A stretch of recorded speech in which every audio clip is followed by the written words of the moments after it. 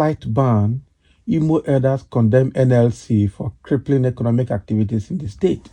Who are the Imo elders? Let's be frank. The Imo elders, are they in business? Are they not aware of what is happening in Imo? Are they not aware of the issue between the workers and the governor, who has refused to pay them their salaries for some time now? They are not aware of the brutality that is taking place in Imo against civil servants and against the labor union? Yeah. So these Imo elders, can they sit down and see their families being brutalized by government or by thugs that are purportedly working for government? I think we really need to understand where these elders are coming from and who they are. Okay. I know that yesterday the NLC started a strike. They blocked all the airports, especially the Nnamdi Azikiwe International Airport at Abuja, blocked the Chief Sam Mbakwe International Airport at Owerri, and all other airports across the country, no flight in and out. Okay, and now they're feeling it, and they're saying some elders. Who are these elders? Are you sure these are not the people paid by the Uzodinma administration to go and speak and call themselves elders? The Imo Elders Council has condemned the Nigerian Labour Congress for shutting down economic activities in the state. Okay. Berating the labor union while addressing the media on Thursday, Chris Anyangu, who spoke on behalf of the elders, insisted that there was no crisis in Imo. These are the mischievous elders of the state, I must tell you. The former senator from Imo West Senatorial District accused the labor union of denying the people and businesses electricity and air travel. The kind of measures they have taken are unprecedented in the history of the world. I have never seen a time in this world where a human being has been barred from using an airport. The airport built on the sweat of Imo people and handed over to the federal government. You can't do things like that. There have to be consequences for some of these extreme measures, but I think the solution is in discussion, he said. Nigerian news reports that NSA had shut down economic activities in the state in protest for the maltreatment meted out to the union's leader, Joajero, during his protest last week. So the union had embarked on industrial action in Imo State over the alleged refusal of Governor Uzodinma to pay salaries arrears owed to workers and alleged intimidation of the state chapter of the union, among other things.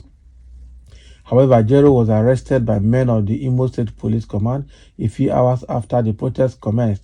While the union accused the police of brutalizing its president, the Imo Command said it only took Ajero into protective custody to prevent mob action earlier planned against him. How did they know that there was mob action against him? Because Ajero is already saying that the police arrested him and handed him over to mob to beat him blue, black, and red, and after they brought him back. So now, who are the mobs? So police should know the mobs that did that and fish them out if they know that their hands are clean. That is it. But this Chris Anyango that is speaking, I'm sure must be somebody that is related to APC. Otherwise, nothing, he won't come out to say what he said. So, as somebody saying, what happened? What have these stupid, non-existent elders done since the governor refused to reinstate those he sacked and called ghost workers? What did they say when someone who did not even contest election from any party declared the winner by the useless Supreme Court? They didn't say anything. So what it is good in your world for governor and state actors to brutalize labor leader, Abi?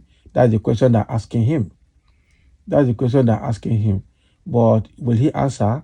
I'm sure he will not. I'm sure he will not. So those elders, I wonder where they're coming from, who has sent them, and I'm sure they're speaking on behalf of APC, because what APC do, or what government people do, is that they will put somebody, commission somebody through the back door to come and speak, and the person will say he's speaking on behalf of so and so and so and so people. Okay, they are not to be trusted, frankly speaking. They are not to be trusted because already they can't tell me that Joe Ajaero don't know what happened. Eh? Joe Ajaero know people that arrested him. Joe Ajaero know people that beat him up.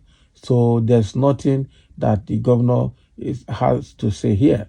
He knows exactly what has happened, and there's nothing they can do about it. That is the truth. So the fact remains that the people of Imo, these people are what these elders are saying is actually not the mind of all the Imo people, because already the Imo people are tired of Hope Uzodinma. Almost everybody in Imo State cannot wait for Hope Uzodinma to leave them alone, to leave the state for them, because the man is a terror on them. It's a very serious terror on them, and I'm telling you, they're looking for every easiest way they can to stay out of, the man's way, or for the man to stay out of their way as well. The man is just something else. Hope Uzodinma is something else in Imo State.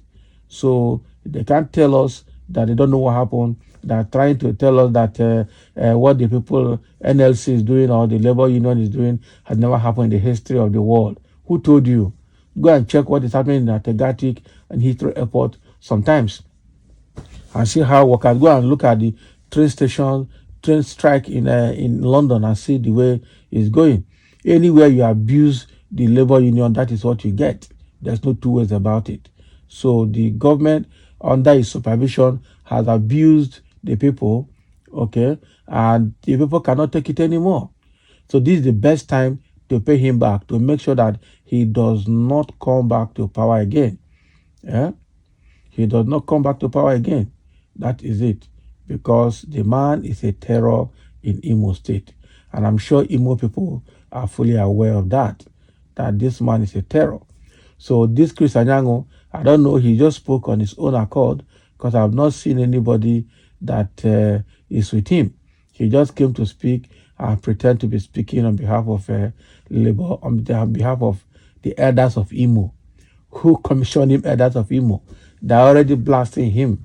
That what did he do when the governor refused to pay workers, refused to make peace with the workforce?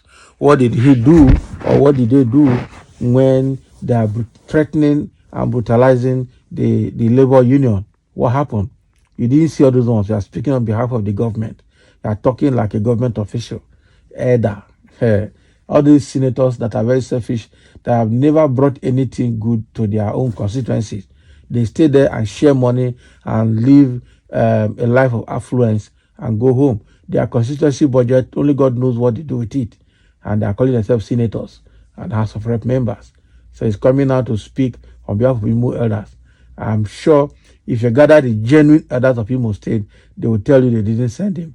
He went on his own.